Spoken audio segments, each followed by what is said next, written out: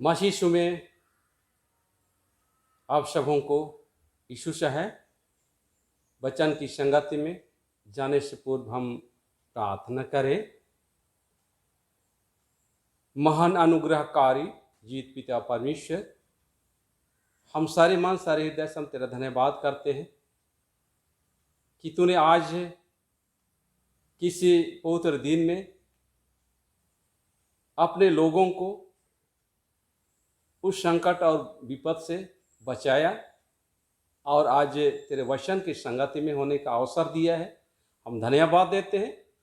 तो आत्मा के द्वारा से हमारी अगुवाई कर कि तेरा जीवित वचन लोगों के जीवन तक पहुंचने पाए, उनके मन अंतकरण को टटोलने पाए, ताकि इस वचन के द्वारा से हर एक का जीवन तेरी ओर आकर्षित होने पावे और उसके द्वारा से तेरे पीछे चलने हारे बने। सारी आदर महिमा तुझको देते हुए प्रार्थना यीशु ख्रीस्त के नाम से मांगते हैं। सुन और दया से ग्रहण कर, आमीन।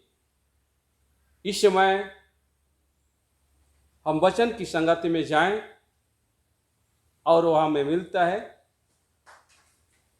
पहला तीमुथियुस के नाम पौलुस प्रेरित का पत्री अध्याय 1 12 से 17 पद में कहता है, जो अनुग्रह के लिए धन्यवाद का विषय हमें मिलता है। और इसमें परमेश्वर का वचन कहता है कि मैं अपने प्रभु मसीह यीशु का, जिसने मुझे सामर्थ दी है, धन्यवाद करता हूँ कि उसने मुझे विश्वास योग्य समझकर अपनी सेवा के लिए ठहराया है। तो मसीह में प्रियो, सचमुच में एक सेवक का कर्तव्य है और सेवक का कार्य है जो अद्भुत है। जो एक प्रचारक अपना गवाही देते हुए सुना था, वह निडर होकर गवाही देने लगता है। वह पहले अपने जीवन में गलत गलत कार्य करता था और तरह तरह का लूटपाट वह करता था। उसको जेल की सजा भी मिली। एक दिन एक प्रचारक जेल में आकर सुसमाचार सुनाया जो पौलुस प्रेरित के विषय में कहा गया है। तो यहाँ पर हम देखते हैं कि पौलुस का जीवन बहुत ही अद्भुत था। जब मसीह यीशु की संगति से आने से पहले पौलुस उसका शाऊल के नाम से जाना जाता था और वह बहुत ही मसीहियों को सताया करता था, उनका कत्ल किया करता था और उनको हर तरह से मारा पीटा करता था। परंतु परमेश्वर ने उनके जीवन को अद्भुत रीति से बादल दिया है, परिवर्तन किया है, नया जीवन दिया है। आज इस वचन के द्वारा से हम देख सकते हैं कि मैं अपने प्रभु मसीह यीशु के, जिसने मुझे सामर्थ दी है, धन्यवाद करता हूं कि उसने मुझे विश्वास योग्य समझकर अपनी सेवा के लिए ठहराया है। मैं तो पहले निंदा करने वाला और सताने वाला, अंधेर करने वाला था, तब भी मुझ पर दया हुई, क्योंकि मैंने विश्वास की दशा में बिन समझे बुझे काम किए। सचमुच में प्रियो, पौलुस का जीवन सचमुच में एक अद्भुत रीति से उनका जीवन व्यतीत करते थे। परंतु ऐसे समय में परमेश्वर उनको अपने ओर आकर्षित करने के लिए उनके ऊपर यह सामर्थ को उंडेला और जो भी उन्हें गुनाह किया, अपराध किया, वह एक जवानी के जोश में कर बैठ गया। परंतु उस पापों को परमेश्वर ने क्षमा किया और अपने सेवा के लिए इस्तेमाल किया और आज वह अपने जीवन में यह देखने पाते हैं। और हमारे प्रभु का अनुग्रह उस विश्वास और प्रेम के साथ जो मसीह यीशु में है बहुतायत से हुआ, वह परमेश्वर को हमेशा अपने जीवन से धन्यवाद देना चाहता है, क्योंकि पौलुस अपने जीवन पूरी रीति से परमेश्वर पर समर्पित होकर के अपने सेवा में पूर्ण रूप से समर्पित हो जाते हैं और हमेशा परमेश्वर का धन्यवाद देना चाहते हैं और अपने आप को सबसे छोटा समझता है, अपने आप को सबसे गिरा हुआ और पापी समझता है। यह बात सच और हर प्रकार से मानने की योग्य है कि मसीह यीशु पापियों का उद्धार करने के लिए जगत में आया, जिसमें सबसे बड़ा मैं पापी हूं।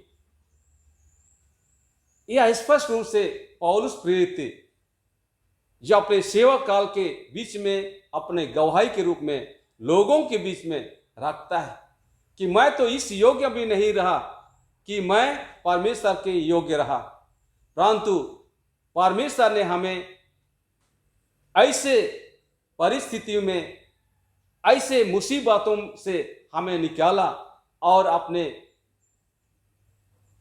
वचन को प्रचार करने के लिए और अपने जीवित वचनों को एक दूसरों तक पहुंचाने के लिए हमें इस्तेमाल किया, हमें उधार दिया और उसके निमित्त आज हम लोगों के बीच में एक पवित्र संगति में खड़े होकर के लोगों को हम वचन सुनाया करता हूं। पर मुझ पर इसलिए दया हुई कि मुझ सबसे बड़े पापी में यीशु मसीह अपनी पूरी सहनशीलता दिखाई कि जो लोग उस पर अनंत जीवन के लिए विश्वास करेंगे उनके लिए मैं एक आदर्श बनूं।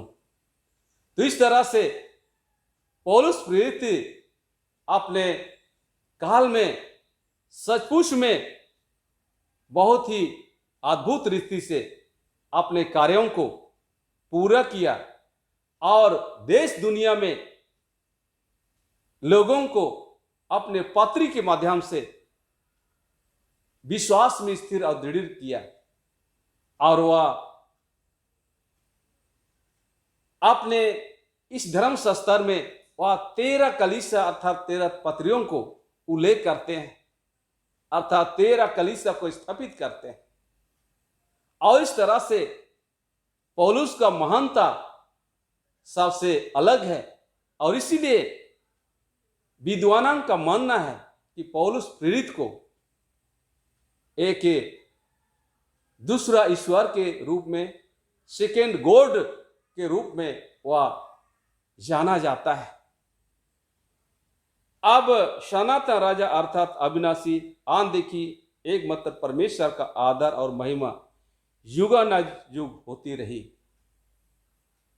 इस तरह का पौलुस का विचार धारणा पूरी जीवन परमेश्वर पर समर्पित होकर के उन्हीं की सेवा में समर्पित हो जाते हैं और उन्हीं का सेवा, आदर और महिमा युगानुयुग करने पाते हैं।